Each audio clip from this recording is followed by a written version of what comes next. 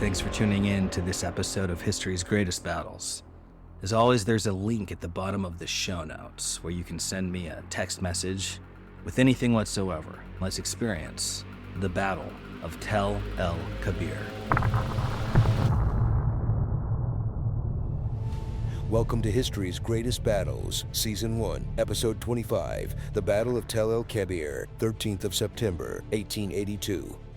British forces, 17,401 men. Egyptian forces, estimated as up to 25,000 men. With their decisive victory, Britain didn't just seize control of Egypt, they claimed the lifeline of empire, the Suez Canal, placing a stranglehold on the heart of global trade. From this powerful perch, British influence rippled across the Middle East like an unstoppable force, bending the region to its will for nearly a century. Only in 1956, with the Suez Crisis, did Britain's iron grip finally begin to slip, marking the end of an era of imperial dominance that had once seemed unshakable. In the 19th century, Egypt stood as the prized jewel in the Ottoman Empire's crown, a land whose possession granted the Turks unrivaled command over the Middle East and the glittering waters of the Eastern Mediterranean. With Egypt in its grasp, the Ottoman sultans held a vital link in the chain of imperial dominance. Yet the empire that had once been the terror of Christendom was now a shadow of its former self, its glory tarnished since the crushing naval defeat at Lepanto in 1571. The Ottomans, clinging to the vestiges of their once great empire, desperately needed the strength that Egypt provided. By the mid-1800s, the Ottoman Empire had earned a grim nickname, bestowed upon it by none other than the iron-fisted Russian Tsar Nicholas I, who derisively called it the sick man of Europe. The empire now staggered through history like a wounded warrior, clinging desperately to its holdings in the Balkans and fending off Russia's relentless ambitions for the Bosporus, the narrow strait that served as the gateway to imperial lifeblood. European powers, ever watchful of the geopolitical chessboard, feared the collapse of this one mighty empire and the chaos it would unleash. When the storm clouds gathered over the Ottoman state, as they did in the Crimean War of the 1850s, Europe leaped to the Sultan's aid, not out of benevolence, but out of cold, calculating interest in preserving the balance of power.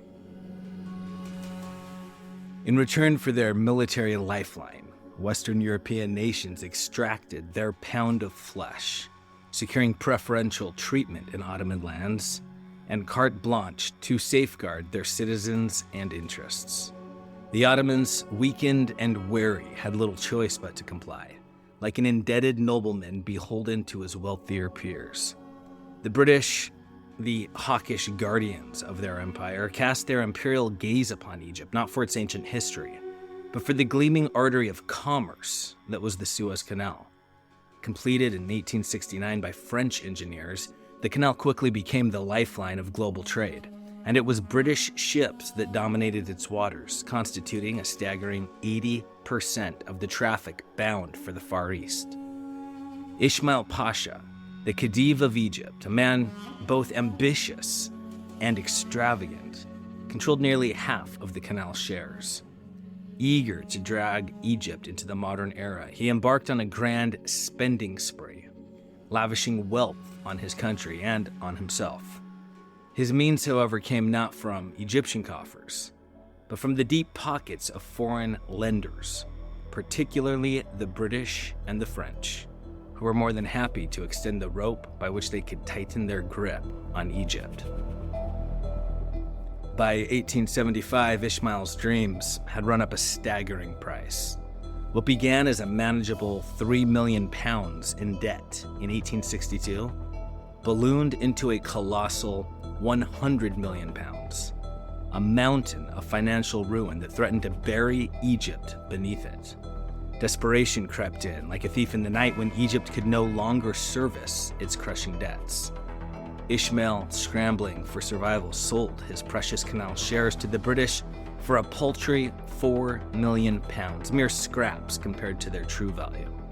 It was a temporary reprieve, but one that would cost Egypt dearly. Ismail's gambit, however, brought him only fleeting relief. Within months, the hammer of financial ruin came down, and by May 1876, Egypt was declared bankrupt, its government powerless before the creditors now circling around them like vultures. The French, keen to recoup their investment, swiftly established a debt commission to seize control of Egypt's finances. With the authority of foreign creditors behind them, they took over the country's revenue streams, administering taxes with a ruthless efficiency designed to ensure the flow of wealth back to Europe.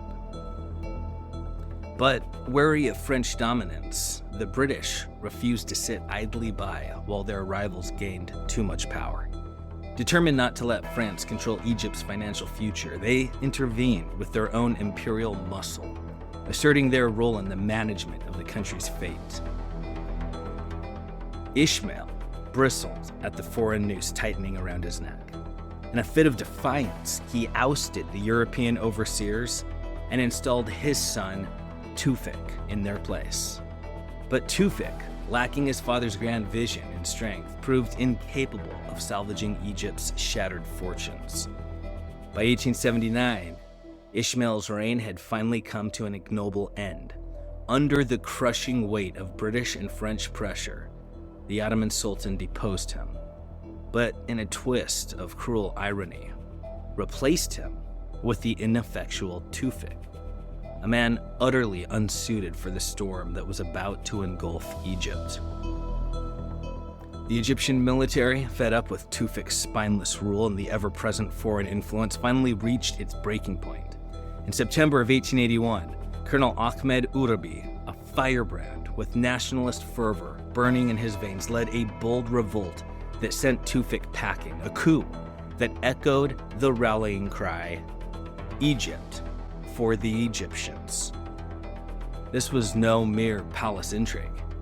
It was the dawn of Egyptian nationalism, a movement that sought to reclaim the land's most valuable treasure, the Suez Canal, from foreign hands. The battle cry resounded with a single potent message: Egypt and its canal belonged to the Egyptians. In theory, Britain's government prided itself on keeping its military far from the messy entanglements of foreign business failures. But Egypt was no ordinary cause. This time, the stakes were far too high to ignore. As a part owner of the canal, Britain could not tolerate even the whisper of domestic unrest that might threaten the smooth flow of its trade routes. The Suez Canal was the lifeblood of the empire, and any disruption to its traffic was untenable. Spurred on by French President Léon Gambetta, who recognized the danger to both nations' interests, Britain reluctantly agreed to join forces with France in early 1882, launching a Franco-British intervention aimed at preserving order and the precious income that flowed from the canal. The presence of foreign boots on Egyptian soil only fanned the flames of resistance. Violence erupted, and while the French Parliament quickly lost its nerve and voted to withdraw, Britain stood firm. The fight would now be theirs, and Urabi would face the full wrath of the British military power. On July 11th, 1882, the thunder of British guns shattered the calm over Alexandria's harbor. For weeks, Urabi had fortified the city with heavy artillery, preparing for the inevitable showdown. But all of his efforts were no match for the might of the Royal Navy, whose battleships unleashed a torrent of firepower that the Egyptians could neither match nor withstand. Though a handful of British vessels did sustain damage, Alexandria's defenses were reduced to rubble under the relentless barrage. As the Egyptian guns fell silent, British forces stormed ashore like wolves descending on their prey, swiftly seizing the forts that had once guarded the ancient city. But Urabi was no man to yield. Refusing to submit, he doubled down, rallying his men for a desperate stand. For Britain, the message was clear. If they were to secure both the canal and Egypt's financial lifeline, more boots on the ground would be needed. Recognizing the gravity of the situation, Britain turned to its most seasoned warrior, Sir Garnet Wolseley, a veteran of empire. Wolseley had fought in the jungles of India, the plains of Africa, the wilds of Canada, and a tenure with the Confederacy during the United States Civil War. Now he was called upon once more to lead Britain's might into battle. Though Wolseley's reformist zeal earned him enemies in the corridors of power, even his fiercest critics grudgingly acknowledged his brilliance in command. Gathering a cadre of trusted officers, veterans of past campaigns with him, he nevertheless found himself burdened with political appointees. Among them, the Duke of Connaught, none other than Queen Victoria's son. As a strategist, Wolseley deftly played the hand he was dealt. He entrusted Sir Edward Hamley, a sharp mind from the War College, with crafting the attack plan for Aboukir Bay, a bold strike at a key position just west of Alexandria. Wolseley's gambit worked like a charm. Within days, word of the attack spread across Egypt, distracting the enemy, the government, and even his own officers with the prospect of an assault on Alexandria. Meanwhile, his masterstroke of deception, Wolseley quietly led half of his 40,000-strong army eastward. By August the 20th, 1882, Wolseley's troops captured the town of Ismailia, securing a critical position at the mouth of the Suez Canal. Urabi, now spread thin with 60,000 men, had to defend three fronts: Cairo, Alexandria, and Tel El Kebir, leaving his forces stretched and vulnerable. At Tel El Kebir, Urabi dug in for a final stand, fortifying a strategic position halfway between Cairo and the canal, securing it along the vital railway line that connected the two. Here, Urabi concentrated his strength, positioning between 22,000 and 25,000 men to defend this crucial stretch of land. This was the force that Wolseley's invasion army would soon face in a battle that would decide the fate of Egypt. Always a step ahead, Wolseley dispatched a reconnaissance force under the iron-willed General Gerald Graham. Their orders were clear: march 20 miles deep into the sweltering desert and seize control of the freshwater canal, a vital artery that would bolster British logistics. With only 2,000 men, Graham executed the task with the precision of a master tactician, fortifying his position at Kassassin like a lion guarding its den. On August the 28th, the Egyptians launched a fierce assault against Graham's entrenched forces, but they were met with cold British steel. In a breathtaking display of military prowess, Graham's cavalry roared into action, their horses thundering across the battlefield, scattering the Egyptians and turning their bold attack into a chaotic rout. With Graham holding Kassassin, Wolseley's main force swept in like an unstoppable tide. Together, the combined strength of British arms surged forward, driving the Egyptians back to their last stronghold at Tel El Kebir, where they prepared to make their final, desperate stand. Tel El Kebir was no ordinary defensive position. It was a fortress.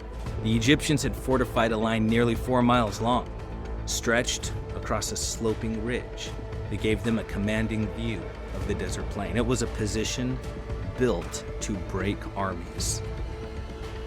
Before their lines, the Egyptians had carved a trench, a formidable 6 feet wide and 4 feet deep that ran the length of their defenses. Behind this barrier, Urabi's artillery stood ready, 70 cannons poised like silent sentinels with nothing but open desert before them, a perfect killing field for any army bold enough to charge. Wolseley, a calculating general, recognized the skill behind the enemy's fortifications. He spent 4 days meticulously scouting the position, searching for weaknesses in this seemingly impregnable line. But it wasn't until his sharp-eyed scouts observed that the Egyptians left their forward posts unmanned at night that a daring plan began to take shape in his mind. Seizing upon this oversight, Wolseley crafted a bold strategy. His men would strike under the cover of darkness. It was a move fraught with danger. British troops, unaccustomed to night marches, would have no landmarks to guide them through the desert's featureless expanse. But Wolseley was a man who thrived on risk. Knowing the peril of such a march, Wolseley turned to the steely precision of his naval navigators, masters of the stars. These men would guide the army through the pitch-black night, their eyes fixed on the heavens, leading the troops silently toward the unsuspecting Egyptians. In the dead of night, on September the 12th, Wolseley's forces set off, moving like shadows across the desert. He gave them 5 hours to traverse the 5.5 miles to the enemy lines, each step fraught with tension. The darkness was absolute, the silence broken only by the soft crunch of boots in sand. Yet despite the odds, the operation unfolded with the precision of clockwork. As the first light of dawn crept over the horizon, Wolseley's men were in position, a mere 200 yards from the Egyptian defenses, so close they could almost taste the enemy's sweat. To the right, the stalwart English and Irish of the 1st Division stood ready, bolstered by the elite brigade of guards under the command of Queen Victoria's son, the Duke of Connaught. On the left, the fierce warriors of the 2nd Division, Scottish Highlanders, kilted and grim, prepared for the assault, their ranks bolstered by Indian troops who held the line across the canal. Meanwhile, the household cavalry, Britain's finest horsemen, braced themselves on the far right, ready to sweep in like a storm. As the sun burst over the ridge, the Egyptians awoke to a nightmare. Wolseley's army was already upon them, close enough to hear the clink of their bayonets. Chaos erupted as the Egyptians scrambled to man their defenses, but it was already too late. The crack of rifle fire echoed through the air. The battle was on.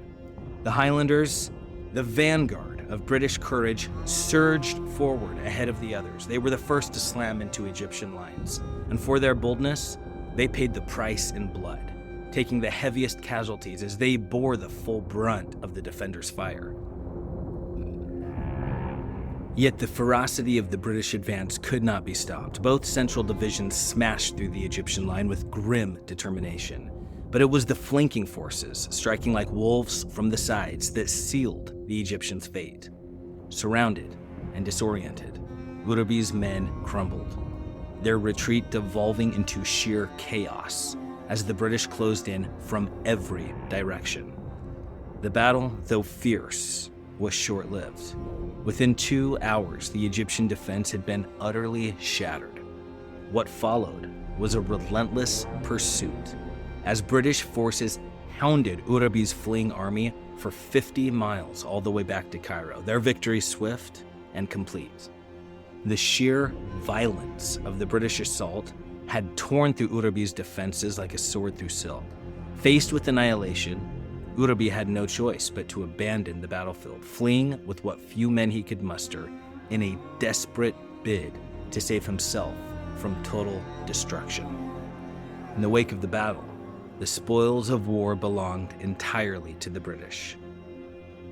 Every last Egyptian artillery piece was captured, while Urabi counted his losses. 2,500 men, either dead or wounded, littered the battlefield. The British, by contrast, suffered only 58 dead, with fewer than 400 wounded and around 30 missing. An astounding victory by any measure. The pursuit of Urabi's shattered forces was little more than a formality, and when Wolseley's triumphant army marched into Cairo the next day, Urabi, now a broken man, had no choice but to surrender. With Urabi's revolt crushed, Britain emerged victorious, free to reimpose the financial order that had once funneled Egypt's wealth into the coffers of European creditors. Egypt's fate, for the time being, was sealed. To ensure their dominance, the British government installed Lord Cromer, a man of stern resolve and unyielding authority, who would soon wield power as the de facto ruler of Egypt, overseeing the country's financial destiny. Cromer, though reluctant to govern directly, found himself with no choice. The void left by Egypt's chaotic leadership was too great. and there was no one else with the competence or the trustworthiness to take up the mantle of control. What was meant to be a temporary assignment turned into a long reign. For 23 years, Cromer ruled Egypt with a firm hand, shaping the nation's policies and governance, all in the name of British interests. Under Cromer's administration, the Egyptian peasantry, long crushed under the weight of the Khedive's reckless spending, was at last freed from the yoke of oppressive, forced taxation that had bled them dry for decades. Yet, despite the more equitable taxation system, Egypt's wealth remained shackled to its past. Nearly 3/4 of the nation's revenues were funneled directly into repaying its colossal debts, leaving little for the people themselves, much to the dismay of the powerful landowners who had once profited from the old system. Nevertheless, British rule did bring with it some signs of progress. Irrigation systems were improved, schools were built, and railroads snaked across the land, slowly dragging Egypt into the modern age, despite the heavy burden of its debts. The once disgraced Egyptian army was reborn under British guidance, restructured and trained by seasoned British officers who molded it into a more formidable force, though it now served the interests of its colonial masters. This new army, forged in the fires of reform, soon found itself marching under British banners, aiding the empire's campaigns against Islamic fundamentalist rebels in the Sudan throughout the 1880s and the 1890s, extending Britain's influence even deeper into Africa.